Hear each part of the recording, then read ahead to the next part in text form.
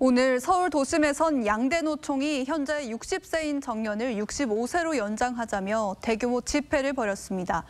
올해 안에 임금 삭감 없는 정년 연장을 법제화하자며 노동계가 단체 행동에 나선 겁니다. 경영계는 청년 고용이 줄고 기업 재정 부담이 커진다며 맞서고 있습니다. 실제 입법이 가능할지 사회정책부 임서인 기자와 따져보겠습니다. 자, 임 기자, 노동계가 정년을 65세로 늘리자고 하는 이유가 뭡니까? 네, 국내 65세 이상 인구가 전체 인구 20%를 넘어 이미 초고령 사회에 진입했습니다. 인구 구조상 정년 연장은 어찌 보면 불가피한 선택인데요.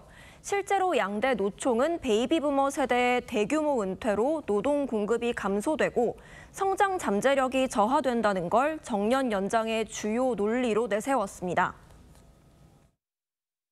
은퇴와 동시에 빈곤한 노후를 걱정할 수밖에 없는 최고령 사회에서 정년 연장 없이는 노년층의 빈곤 문제, 소득 공백의 악순환을 끊기 어렵고 경영계가 청년 고용을 문제 삼으면서 반대한다고 했는데 실제로 정년을 연장하면 이 청년들의 고용이 줄어들까요? 네, 겉으로는 퇴직 시점을 5년 늦추는 일이지만 노동시장 구조가 흔들릴 수 있는 변화가 숨어 있기 때문입니다.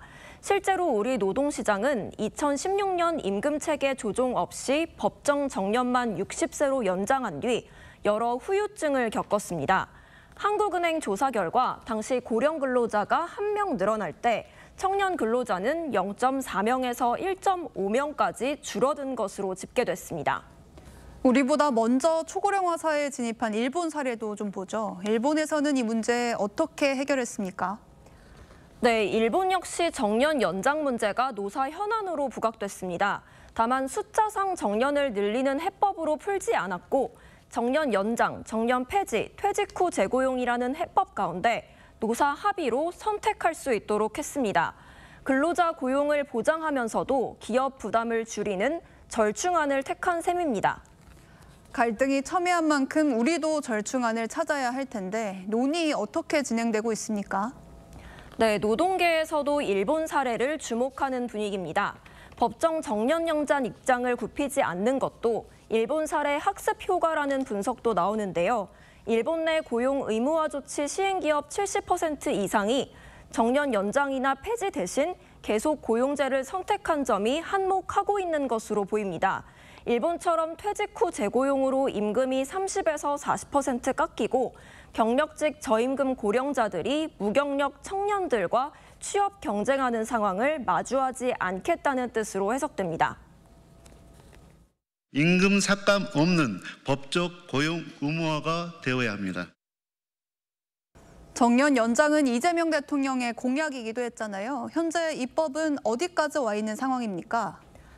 민주당은 2033년까지 단계적으로 현행 60세인 정년을 65세로 늘리는 법안을 이미 발의했고 연내 입법을 목표로 이달 초 정년 연장 특별위원회를 출범했습니다. 다만 이틀 전 민주노총과의 정책 간담회에서 더불어민주당 지도부가 연내 처리 여부에 대해서는 단정적으로 말할 수 없다며 신중 모드로 돌아섰습니다. 노사 입장이 평행선을 달리는 만큼 향후 추진 일정을 놓고도 상당한 진통이 예상됩니다. 초고령화 사회에 정년 연장은 불가피한 일이란 생각도 드는데 세대 간 균형과 지속 가능한 구조의 균형을 맞춰서 좀 추진을 해야겠네요. 임 기자, 잘 들었습니다.